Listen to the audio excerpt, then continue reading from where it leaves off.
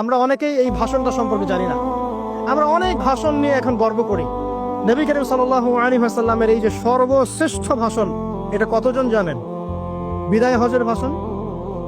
কতজন জানেন বিদায় হজের ভাষণে নবী সাল্লাল্লাহু আলাইহি ওয়াসাল্লাম কি বলেছিলেন উম্মতকে?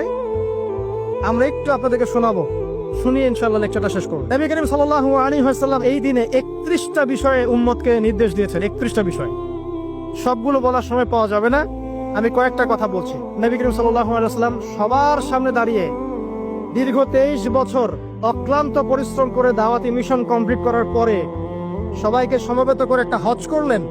হজ করার পরে তিনি গুরুগম্ভীর কণ্ঠে বলছেন, হৃদয়ের সমস্ত আবেগ বের করে দিয়ে বলছেন, হে জনগণ, আইয়ুহান নাস, হে জনগণ, আমি জানি না আজকের পর তোমাদের সাথে আমি কখনো মিলিত হতে পারবো কিনা। চিন্তা করেন, সাহাবীরা সামনে দাঁড়িয়ে আছেন, নবীজি দাঁড়িয়ে এই কথাটা বলছেন, হে জনগণ, আমি জানি না আজকের পরে আমি তোমাদের সাথে মিলিত হতে পারবো কিনা। অতএব যে ব্যক্তি আজকে আমার এই কথাগুলোকে স্মরণ রাখবে, সে যেন অন্যের কাছে এই কথাগুলো পৌঁছে দেয়। হতে পারে যার কাছে পৌঁছে দেওয়া হচ্ছে সেই এই কথাগুলোকে বেশি সংরক্ষণ করতে পারবে। আল্লাহ পাক তার প্রতি রহম করুন যে আমার এই কথাগুলোকে অন্যের কাছে পৌঁছে দিবে। নবীজির ভাষণ। এরপর নবীজি বলছেন, জেনে রাখো, নিশ্চয়ই তোমাদের পরস্পরের, মুসলিমদের পরস্পরের সম্পদ, পরস্পরের রক্ত, পরস্পরের এই যে জান, মাল, ইজ্জত, এগুলো একে অপরের জন্য হারাম। মুসলিমদের পরস্পরের রক্ত, পরস্পরের ইজ্জত, সম্মান একে অপরের জন্য হারাম। এর হানি করা একে অপরের জন্য হারাম। ঠিক যেমন আজকের এই দিন হারাম, এই শহর হারাম, এই মাসও হারাম। নবী করিম সাল্লাল্লাহু আলাইহি ওয়াসাল্লাম বলছিলেন, জেনে রাখো, 3টা বিষয়ে যেন তোমাদের অন্তর কখনো খেয়ানত না করে। 3টা বিষয়ে তোমাদের অন্তর যেন কখনো খেয়ানত না করে। 1, তোমরা যে কাজটাই করবা শুধু আল্লাহ পাকের সন্তুষ্টির জন্য করবে। তোমরা যে কাজই করবে শুধু আল্লাহর সন্তুষ্টির জন্য করবে। তোমাদের শাসক বর্গের কল্যাণ কামনা করবে। তোমাদের শাসক বর্গের কল্যাণ কামনা করবে। 3 নাম্বার, মুসলিমদের জামাতকে আঁকড়ে ধরে রাখবে। মুসলিমদের ইউনাইটেড কমিউনিটিকে আঁকড়ে ধরে থাকবে। এই 3টা বিষয় পালনের ক্ষেত্রে তোমাদের অন্তর যেন খেয়ানত না করে। এদিন সূর্য ঢলে যাওয়ার পরে নবী সাল্লাল্লাহু আলাইহি ওয়াসাল্লাম আরো বললেন, শুনে রাখো হে মানব জাতি, এটা ভালো করে শোনেন, শুনে রাখো হে মানব জাতি, নিশ্চয়ই আমি মুহাম্মদ সাল্লাল্লাহু আলাইহি ওয়াসাল্লাম জাহেলি যুগের যত কুপ্রথা আছে সমস্ত কুপ্রথাকে আমার পায়ের তলে পিষ্ট করে গেলাম। জাহেলি যুগে কি ছিল ভাই? শিরিক ছিল, সুদ ছিল, মাদক ছিল, নারীর অবমাননা ছিল, কন্যা সন্তানকে দাফন করা হতো, রক্তক্ষয়ী, হানাহানি, মারামারি, কাটাকাটি ছিল। এগুলো সবকিছুকে আমি আমার পায়ের তলে দাফন করে গেলাম। এটা কি দাফন হয়েছে? তিনি বলছেন, নিশ্চয়ই আমি জাহেলি যুগের সুদকে আমার পায়ের তলে পিষ্ট করে যাচ্ছি। সর্বপ্রথম যার সুদ আমি পিষ্ট করছি তিনি হচ্ছেন আব্বাস ইবনে আব্দুল মুত্তালিব, আমার চাচার সুদ। নিজের পরিবার থেকে দৃষ্টান্ত স্থাপন করলেন। তিনি আরো বললেন, হে উপস্থিত জনগণ, তোমরা মেয়েদের ব্যাপারে সতর্ক থাকবে এবং তোমাদের স্ত্রীদের ব্যাপারে সতর্ক থাকবে, তাদের হকের ব্যাপারে সতর্ক থাকবে, কেননা তোমরা তাদেরকে আল্লাহর কালিমার মাধ্যমে হালাল করে নিয়েছো। অতএব তাদের ব্যাপারে তোমরা সতর্ক থাকবে। তোমাদের উপর তাদের হক হচ্ছে তোমরা যা খাবে, যা পরবে, তাদেরকেও তাই খাওয়াবে, তাই পরাবে। আর তাদের উপর তোমাদের হক হচ্ছে তারা তোমাদের বিছানায় এমন কাউকে আসতে দিবে না যাদেরকে তোমরা অপছন্দ করো। নবী করিম সাল্লাল্লাহু আলাইহি ওয়াসাল্লাম আরো বলছেন, এই দিন, আইয়ুহান নাস, হে মানব জাতি, তারাকতু ফিকুম আমরাইন, জেনে রাখো আমি তোমাদের সামনে মাত্র 2টো বস্তু ছেড়ে গেলাম। কয়টা বস্তু? লান তাদিল্লু মা তামাসসাকতুম বিহিমা, তোমরা কোনোদিন পথভ্রষ্ট হবে না যতদিন এই 2টা বস্তুকে আঁকড়ে ধরে থাকবে।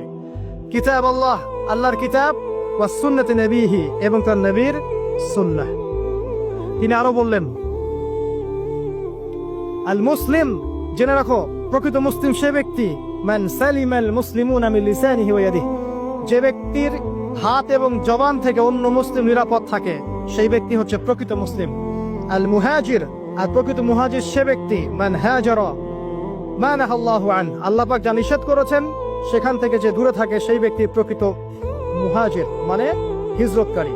তিনি আরো বললেন, মনে রেখো আমি তোমাদের সবার আগে হাউজে কাউসারে চলে যাব, সুবহানাল্লাহ, এবং সেখানে আমি তোমাদের জন্য অপেক্ষা করতে থাকবো। অতএব শোনেন, অতএব তোমরা আমার চেহারাকে কালিমালিপ্ত করো না, মানে আমার চেহারায় কালিমালিপ্ত করো না, আমার নাম নষ্ট করে দিও না। আমি তোমাদের সংখ্যাধিক্য দেখে আল্লাহর কাছে গর্ব করব, আমাকে তোমরা অপমানিত করো না। আজকে কি আমরা তার দায়িত্ব পালন করে উম্মাহ হতে পেরেছি? নবীজি বলেছেন, তা আমার চেহারাকে কালিমালিপ্ত করো না, সুবহানাল্লাহ। তিনি বলছেন, ওই সময় কিছু মানুষ থেকে আমি মুক্ত হয়ে যাব, আর কিছু মানুষ আমার থেকে মুক্ত হয়ে যাবে। বলা হলো, কারা ইয়া রাসূলুল্লাহ?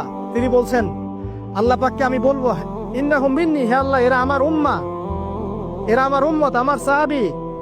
আল্লাহ পাক বলবেন, ইন্নাকা লা তাদরি মা আহদাসা বা'দাক, তুমি জানো না হে নবী, তোমার মৃত্যুর পর এই মানুষগুলো, পরবর্তী মানুষগুলো তোমার দিনের মধ্যে কত বেদাত সংযোজন করেছিল।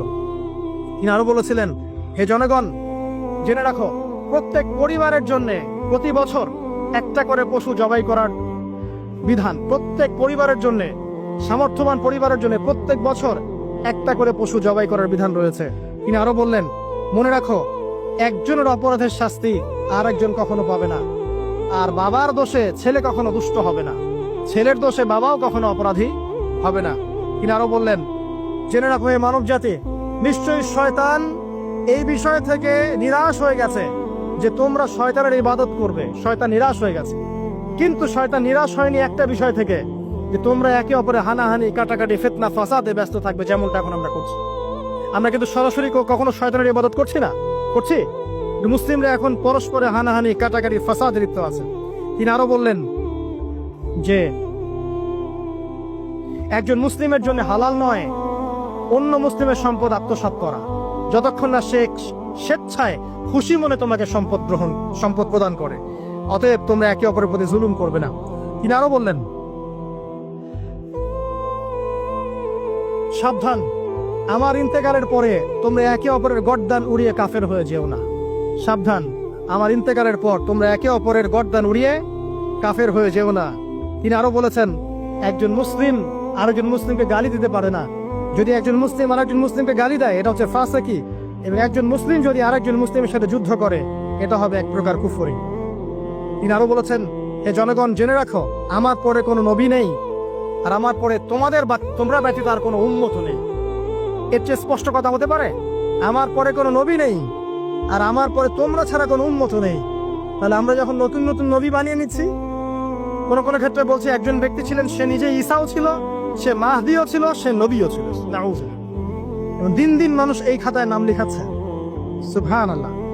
সর্বশেষ তিনি বললেন যে, যদি তোমাদের উপরে, হে মানব জাতি, জেনে রাখো, যদি তোমাদের উপরে একটা নাক কাটা কালো কুৎসিত কোন আমির বা শাসকও চলে আসেন, এবং সে যদি তোমাদেরকে আল্লাহর রাস্তায়, আল্লাহর কিতাব সুন্নাহ অনুযায়ী পরিচালিত করেন, তোমরা অবশ্যই তার আনুগত্য করবে, তার বিরুদ্ধে বিদ্রোহ করবে না, তার আনুগত্য করবে।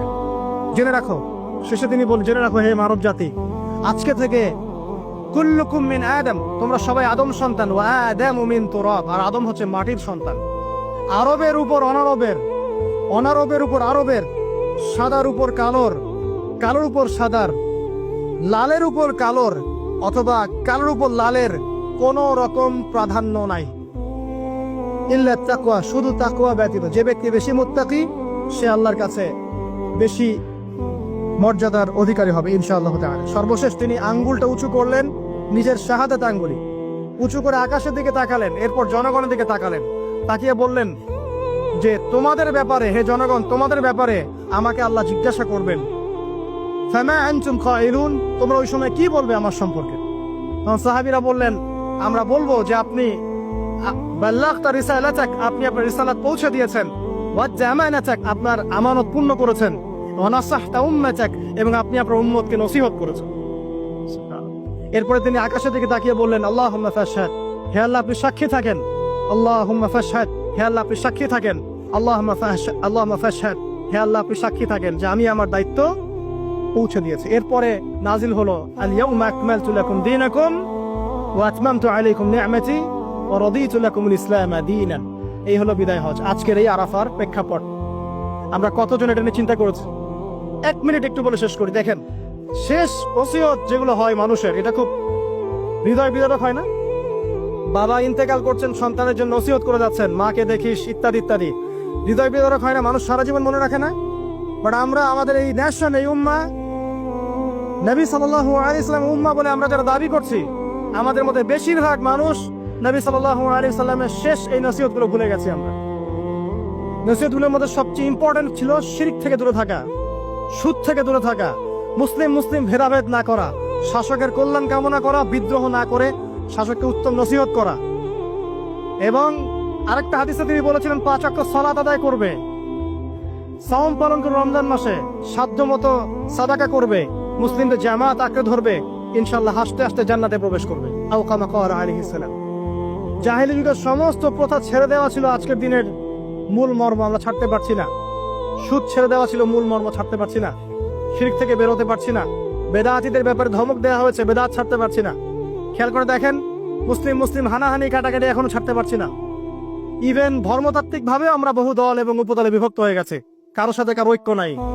সব মিলিয়ে নবী সাল্লাল্লাহু আলাইহি ওয়াসাল্লামের শেষ ওসিয়তগুলো, কিতাব এবং সুন্নাহ আঁকড়ে ধরা, এটা আমরা সবাই আঁকড়ে ধরতে পারছি না।